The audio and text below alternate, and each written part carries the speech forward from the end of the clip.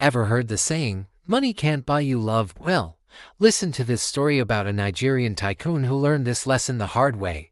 This man was unbelievably rich, and everywhere he went, people showered him with affection. He truly believed he was the most loved man in the world. One day, he suffered a heart attack and was rushed to the hospital. When he recovered, he saw a flood of visitors, family, friends, business partners all queuing up to see him. He was so moved. He told his doctor, "Look how many people love me. I must be the luckiest man alive." But the doctor, a wise old man, gently shook his head. He said, "Sir, they love your money, not you.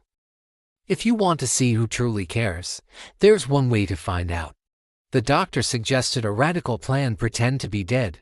Intrigued, the tycoon agreed. The doctor made the official announcement, and the man lay in his hospital bed, waiting to see what would happen. And that's when the shocks began. His own brother, whom he had supported for years, showed up first. He walked straight to the press and declared that the massive cement factory everyone thought belonged to the tycoon was actually his. He claimed his brother had just been managing it for him. Next came his closest business partner. He announced that all their joint ventures, the ones that made the tycoon famous, were solely his. He painted a picture of a man who was just a figurehead, not the genius everyone thought he was. Then, his trusted uncle arrived. This was the man he'd put in charge of his vast real estate empire. The uncle boldly told everyone that the properties never belonged to his nephew in the first place. But the biggest betrayal was yet to come. His beautiful wife, who had always professed undying love, stood before the cameras and claimed his entire royal business as her own inheritance. Even his two children, who managed his investments in the aviation industry, announced that those millions were their personal assets. The man lay there, his heart breaking with each new lie.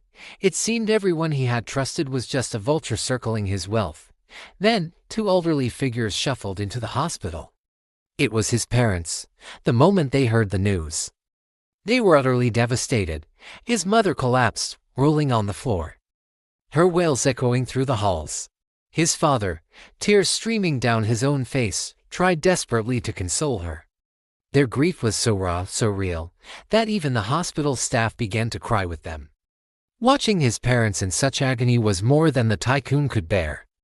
He couldn't stand their pain for another second. He slowly sat up in the bed. The room went silent. He stood up and said, "I am not dead." He explained that he had faked his death to see who truly loved him. The silence was deafening as his family and so-called friends stood there, exposed. The moral of this story is powerful. In this world, many people will love you for what you have, but very few will love you for who you are. No matter what, no one can ever love you as unconditionally as the people who brought you into this world. Your parents' love is the one true treasure that can't be bought or sold. Thanks for watching. If this story touched you, please like and subscribe for more.